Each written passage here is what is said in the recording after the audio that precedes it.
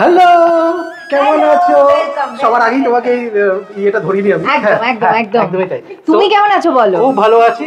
তোমার বাড়িতে প্রথমবার এলাম এবং তার সাথে সাথে খুব সুন্দর একটা এনভায়রনমেন্ট আমি ফিল পাচ্ছি, খুব সুন্দর গন্ধ পাচ্ছি খাবার দাবারের।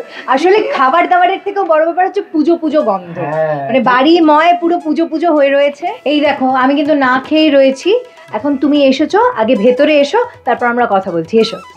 দিন ধরে ভোগের জন্য অনেক কিছু রান্না হয়েছে, যেমন ধরো লুচি হয়েছে, তার সাথে একটা ছোলার মানে তরকারি হয়েছে, তার সাথে হালুয়া হয়েছে, তারপর একটা কি বলে তোমার মাখানার ক্ষীর হয়েছে। এই সবটা আমি নিজে হাতে করেছি। তো যাই হোক, এইভাবেই 9 দিনটা খুব অন্যরকম 9 দিন একটা কাটালাম আমি। এইরকম এক্সপিরিয়েন্স আমার ছিল না। এবং আজকের এই এক্সপিরিয়েন্সটা তো সত্যি, আমি যখন মানে আমি নিজে যখন একদম ছোট ছিলাম তখন আমার মালদার বাড়ি, মানে আমার তো বাড়ি মালদায়, তো মালদার বাড়ির ওইখানে একজন ফ্যামিলিতে পুজো হতো, নবরাত্রিরই পুজো হতো। তখন আমাকে পুজো করা হতো, মানে আমার মতো এরকম ছোট যারা যারা তখন ছিল আর কি, কুমারীদের পুজো করা হতো।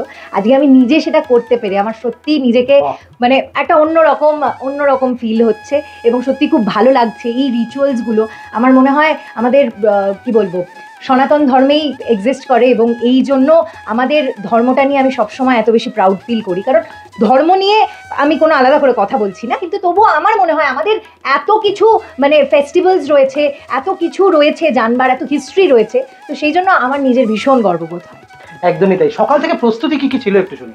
সকাল থেকে প্রস্তুতি বলতে ঘুম থেকে ওঠার পরেই এবার মা যেহেতু বাড়িতে রয়েছেন, মাকে ভোগ দেওয়া, এবং আজকে পুজোর পরে হাবন হয়, তো হাবন করা, হাবনের পরে কন্যা পুজো যেটা হয় আর কি, সেই পুজোটা করলাম, মানে করছি আমরা। তো এই সব কিছু মিলিয়েই চলছে। একদমই তাই। তো আজকে তার সাথে সাথে দেখলাম যে অনেক ছোট ছোট বাচ্চারা এসেছিল যাদেরকে তুমি পা ধুয়ে দেওয়া, বিভিন্ন রকম জিনিসগুলো রিচুয়ালস যা যা থাকে সেগুলো কি কি করতে যদি দর্শকদের মানে খুব সহজভাবেই তাদেরকে পুজো করা, কারণ বাচ্চারাই তো মায়ের রূপ এবং বাচ্চাদের মধ্যে, বাচ্চা কেন প্রত্যেকের মধ্যেই ঈশ্বর বাস করছেন এবং বাচ্চাদেরকে আমরা মায়ের রূপ হিসেবে যেহেতু ধরি, মায়ের প্রতীকী হিসেবে যেহেতু ধরি, তো সেই জন্য নবমীর দিন বাচ্চাদের 9টা বাচ্চাকে এবং তার সাথে একটি ছেলে, বাচ্চা ছেলে, তাদের সবাইকে পুজো করা হয়।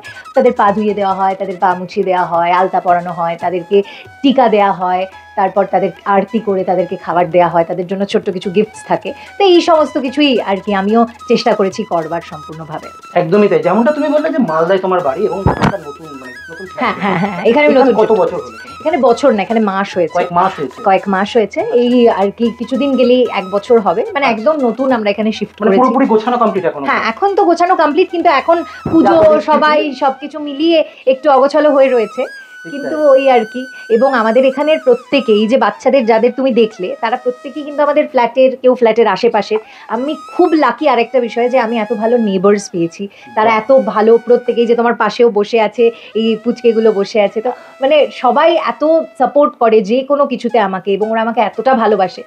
সবার ভালোবাসা নিয়েই হয়তো মায়ের ইচ্ছে নিয়েই আজকে এটা আমি করতে পেরেছি। আচ্ছা ওয়েন্দ্রিলা, পুজো তোমাদের কতদিন ধরে, মানে কত বছর ধরে শুরু হলো পুজোর? যেহেতু পুজো মানে নবরাত্রি এবছর আমার প্রথম, এবং প্রথম বলতে আমার এক বন্ধু, সে নবরাত্রি করে, সে 6 বছর ধরে করছে।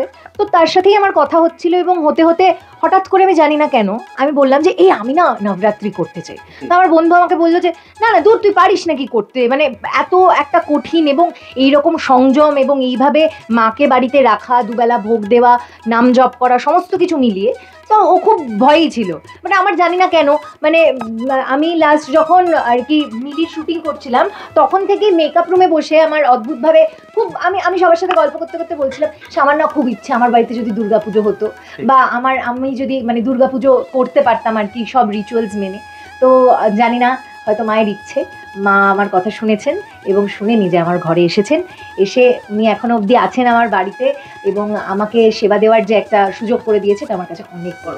কাজ তো সম্প্রতি শেষ হলো তোমার মিলি, যখন কাজে ছিলে, কাজ থেকে এসে কতটা কিভাবে টাইম কাটাতে? কাজ থেকে এসে, এটা তখন আমার কাছে হোটেল ছিল, হোটেলে আসতাম, চেক ইন করতাম, এসে ফ্রেশ হতাম, খাবার দাবার খেতাম, ঘুমিয়ে পড়তাম, সকালবেলা উঠতাম, আবার শুটিং করতে চলে যেতাম। এই হচ্ছে আমাদের প্রতিদিনের, মানে এটা আমার বলে নয়, আমাদের প্রফেশনে এবং তোমাদের প্রফেশনেও যারা রয়েছে, মানে দিন রাতের কাজ, আমাদের 9 to 5 জব নয়। তো সেক্ষেত্রে অবশ্যই ভালোবাসার কাজ বলে আমরা এটা করতেও পারি, কিন্তু ওই আর কি, মানে তখন খুব একটা পরিবারকে সময় দিতে পারতাম না, বা বাড়ির সবার সাথে, দেখলে আমার পোষ্য রিওর সাথে সময় কাটাতে পারতাম না। তো এখন চেষ্টা করছি সবার সাথে সময় কাটানোর। আর নবরাত্রির জন্য স্পেশালি যেটা হয়েছে যে বাড়িতে একটু বেশি সময় কাটাতে পারছি, বাড়ির মানুষগুলোর সাথে একটু বেশি সময় কাটাতে পারছি, বাড়িতে থাকছি। তো এইটা আমার জন্য মানে আরেকটা বড় পাওয়া বলতে পারো। একদমই তাই। সম্প্রতি তো একটি সিরিয়াল থেকে তুমি অলরেডি মানে বিরতি বলবো, মানে শেষ হয়েছে। নতুন কিছু প্ল্যান? অবশ্যই নতুন প্ল্যান আছে, কারণ এই একটা মাত্র জায়গা এবং একটা মাত্র কাজ যেটা আমি মন প্রাণ দিয়ে ভালোবাসি এবং আমি খুব ভালোবেসে কাজ করি, তাই বেশি দিন কাজের থেকে দূরে থাকতে পারবো না। বিভিন্ন প্রজেক্ট নিয়ে এখন কথাবার্তা হচ্ছে, তবে যেটা ফাইনাল হবে আমার দর্শকরা দেখতে পাবে, তোমরা দেখতে পাবে, কিন্তু মনে হয় খুব তাড়াতাড়ি আবার দর্শকদের সামনে আসবো, সেটা যে কোনো মাধ্যমে হতে পারে। যেহেতু তোমাকে পেয়ে গেছি, না জিজ্ঞেস করলেই নয়, হঠাৎ করে ছেড়ে দিবে, ঠিক আছে, কতটা মনের মধ্যে দুঃখ হঠাৎ করে ছাড়াটা? না হঠাৎ করে বন্ধ হওয়াটা সত্যি সবার কাছে, আমরা যখন সিরিয়াল করি সেই সিরিয়ালের পুরো টিমটা আমাদের কাছে একটা পরিবার হয়ে যায়।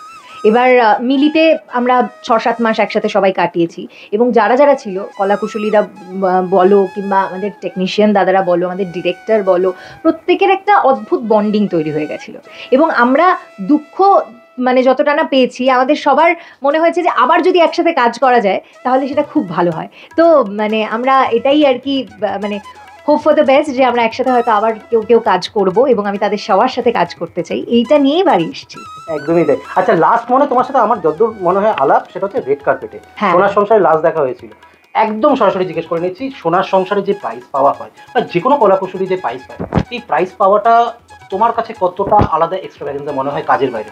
দেখো, প্রাইজ পেতে কে না ভালোবাসে, কারণ আমরা একটা কাজ করছি। আমরা ছোটবেলা থেকেই যখন পড়াশুনো করতাম, একটা ফার্স্ট সেকেন্ড থার্ড এই যে পজিশনগুলোর সবার কাছে কিন্তু একটা মাথার মধ্যে থাকতো। আমরা কেউ বলতাম না যে না কোনো ব্যাপার না বা কোনো কিছু না, কিন্তু হলে কিন্তু ভালো, মানে হলে কিন্তু মন্দ হয় না আর কি। তাই আমার কাছে প্রাইজটাও তাই, আমার কাছে অ্যাওয়ার্ডসও তাই, কারণ আমরা এই যে কষ্ট করে এত কাজ করি, মানে সবাই তো এটা জানতে পারে না। সবাই আমাদেরকে ওই 30 মিনিট বা 26 মিনিট যেটা দেখানো হয় টেলিকাস্টে, সেই সময়টুকু দেখে, কিন্তু তার বাইরে যে আমাদের অক্লান্ত পরিশ্রম থাকে, আমাদের অনেক ভালো লাগা, অনেক খারাপ লাগা, অনেক কিছু থাকে, সেই সব কিছুর কোথাও না কোথাও গিয়ে একটা স্বীকৃতি হিসেবে আমরা কিন্তু অ্যাওয়ার্ডগুলো পাই বা অ্যাওয়ার্ড মানে আমরা নিতে যাই। তো সেইটা আমার মনে হয় সবার কাছে, প্রত্যেকটা অভিনেতা অভিনেত্রী এবং প্রত্যেক যারা কলাকুশলীরাও কাজ করে, তাদের প্রত্যেকের জন্য ভীষণ ইম্পর্টেন্ট এবং আমার কাছে তো অবশ্যই খুব ইম্পর্টেন্ট। অ্যাওয়ার্ড পেলে আমার তো ভীষণ ভালো লাগে। একদমই তাই। একদম শেষের দিকে চলে আসবো, ছোট পর্দার সাথে সাথে বড় পর্দার প্ল্যান? অবশ্যই। আমি তো লাস্ট আমার ছবি সাদা রঙের পৃথিবী রাজস্বীদের আর কি পরিচালনায়, সেটা মুক্তি পেয়েছে কিছুদিন আগেই এবং আমি চাই যে আমাকে যেন আরও ফ্রিকুয়েন্টলি দেখা যায়, সেই জন্য আমি চেষ্টা করছি, অডিশনস দিচ্ছি এবং বিভিন্ন অফার্সও পেয়েছি। এবার দেখা যাক, ভগবান মায়ের হাত যদি মাথার উপর থাকে তাহলে অবশ্যই আরও বিভিন্ন প্ল্যাটফর্মে, যেমনটা বললাম যে সেটা ওয়েব সিরিজ হোক কিংবা সিনেমা, সেখানে আমাকে দেখা যাবে এবং টেলিভিশনের পাশাপাশি সেখানেও দর্শকরা আমাকে দেখবে এবং তাদের থেকে ভালোবাসা পাবো। একদমই লাস্ট প্রশ্ন করবো, এতদিন ধরে তো কাজ করছো ইন্ডাস্ট্রি হয়ে, কত বছর হলো? আমার 6-7 বছর হয়ে গেছে। 6-7 বছর।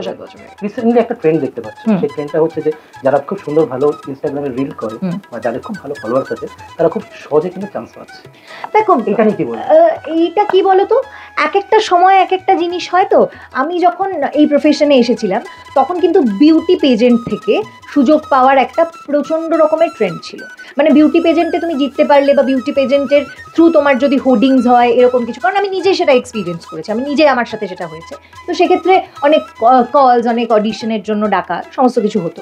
এবার এরকম আরেকটা নতুন এসছে এবং আমার মনে হয় যে এই মুহূর্তে যারা আর কি মানে অনেকেই তো এই সুযোগগুলো পেতো না, কারণ খুব মুষ্টিমেয় আর কি মানুষরা সুযোগ পেত এবং এই যে শহরতলি বলো, গ্রাম বাংলা বলো, প্রত্যেকটা জায়গার মানুষ আজকে একটা মানে ফোনের মাধ্যমে এবং একটা ভালো কন্টেন্ট ক্রিয়েশনের মাধ্যমে তারা যে মানুষের কাছে পৌঁছচ্ছে এবং সেখান থেকে তারা যে একটা জায়গায় আসছে, আমি সেটাকে অবশ্যই কুর্নিশ জানাই। কারণ এই যে কন্টেন্ট ক্রিয়েশন, সেটা কিন্তু সহজ ব্যাপার নয়।